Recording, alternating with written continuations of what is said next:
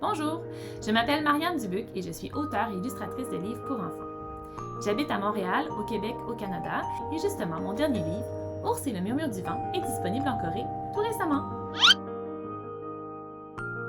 C'est l'histoire de Ours, qui a une vie douce. Il a une belle maison, il a des amis, il est très heureux. Mais un jour, un grand chamboulement va venir tout changer. Et Ours a encore sa jolie maison, mais c'est plus comme avant. Alors Ours va entreprendre un grand voyage où il va essayer de trouver un endroit où être heureux. Il va écouter le murmure du vent et en chemin, il va se faire des amis, il va se demander s'il doit rester, s'il doit partir. Et en bout de ligne, on espère qu'il va se trouver un endroit où être heureux à nouveau.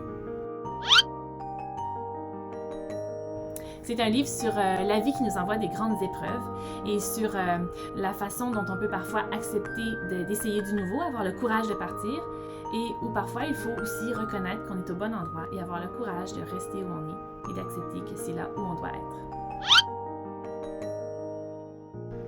Tout au long de mon histoire, il y a une petite feuille qui vole au vent et qui accompagne Ours. Par moments, elle le guide, parfois elle l'accompagne. Et en fait, cette petite feuille, elle représente le murmure du vent. C'était intéressant pour moi de l'ajouter parce que pour moi, elle représentait un peu cette volonté-là ou ce courage-là qu'on a d'essayer du nouveau, cette impulsion qu'on a d'essayer du nouveau. Et je trouvais intéressant de la représenter graphiquement dans mon histoire, comme ça, dans la page.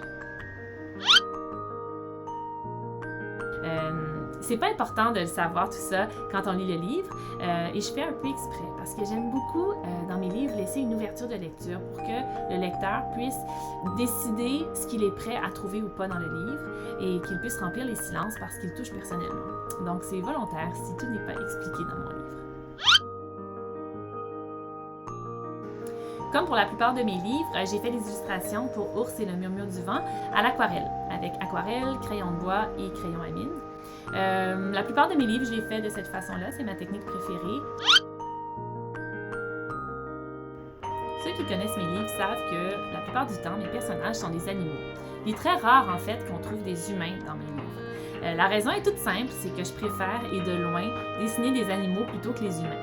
J'aime les animaux parce qu'il y en a des gros, des petits, il y en a qui ont des poils, d'autres des plumes, des grandes oreilles, des carapaces. J'aime la diversité de formes et de couleurs qu'ils proposent. En plus des animaux qu'on retrouve beaucoup dans mes livres, un autre thème qu'on retrouve très souvent, c'est la nature. Moi, j'ai grandi à Montréal, en pleine ville, dans un milieu très urbain, et j'avais pas accès très facilement à la nature. Et je pense que, pour une raison ou une autre, mon imaginaire aime beaucoup cet environnement-là. C'est là que mes histoires finissent toujours par se retrouver.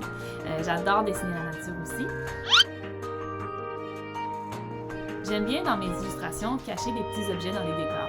Quand il y a une maison, souvent on va retrouver un coquillage sur une étagère, sur une tablette, sur un meuble.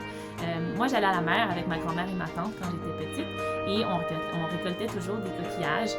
J'en ai gardé plusieurs en souvenir et c'est des petits objets qui, je retrouve, racontent souvent une histoire, des coquillages et des roches qu'on ramasse au bord de l'eau. J'ai peu de temps dans la vie pour explorer en illustration, alors chacun de mes livres est un moment pour un peu essayer du nouveau parfois ou explorer une façon de représenter les arbres ou les animaux. Et donc, dans Ours et le murmure du vent, je me suis amusée à dessiner les arbres parce que je savais qu'il y aurait beaucoup de forêts et de nature. Et donc, j'ai eu beaucoup de plaisir à dessiner les paysages de ce livre-là.